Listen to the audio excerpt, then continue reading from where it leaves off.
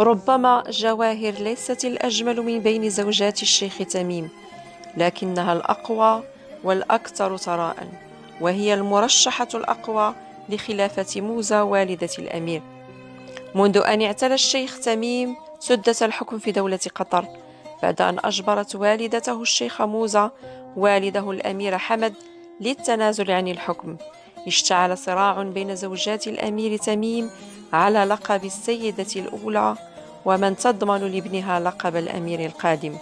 فللأمير الشاب 3 زوجات.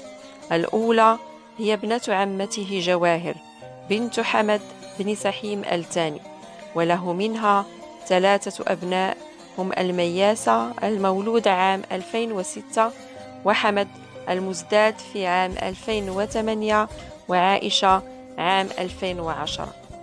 أما زوجته الثانية فهي الأكثر جمالا بين زوجاته، العنود مانع الهاجري، فقد تزوجها عام 2009 وأنجب منها نافلة عام 2010، وعبد الله عام 2012، وجاسم في عام 2013.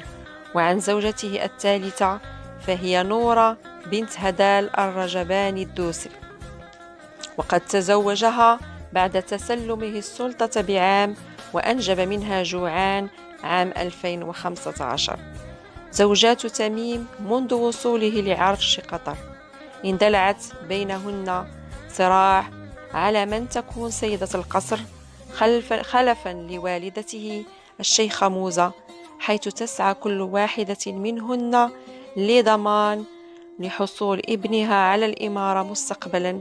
ففي قطر تحديدا لا يورث الحكم للابن الأكبر كما باقي إمارات ومماليك الخليج والعرب، وإنما لابن الزوجة الأقوى. فكما حصل مع الأمير حمد الوالد الذي استطاعت موزة حسم الصراع مع باقي زوجاته وضمان الإمارة لابنها بعد انقلاب أبيض، تسعى كل زوجة من زوجات تميم لفعل ذات الشيء.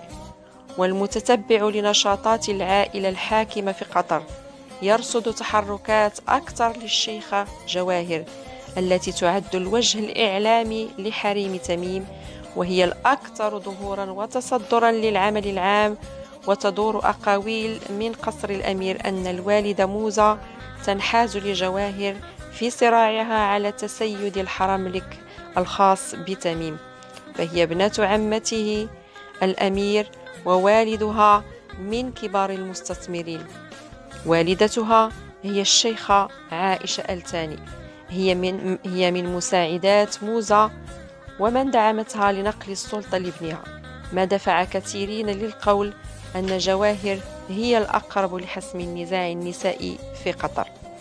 لكن من جهة أخرى الزوجة الثانية لتميم وهي عنود الهاجري، والأجمل بين زوجات الشيخ، وابنة عائلة ممتدة في معظم دول الخليج، تبدو هي الأخرى متعطشة للحكم وبدعم من عائلتها، وبالرغم من كل العوائق التي وضعتها موزة وجواهر لمنع تصدرها للمشهد، إلا أنه وكما يقال في قطر فعنود هي الأقرب لقلب تميم بسبب جمالها، وكذلك نور الدوسري آخر زوجة الأمير، بالرغم من التعديم الإعلامي عليها إلا أنها تستعد لدخول المنافسة، خاصة بعد إنجابها لابنها الأول، ما يجعل قصر الأمير الشاب حلبة منافسة بين نسائه الثلاث.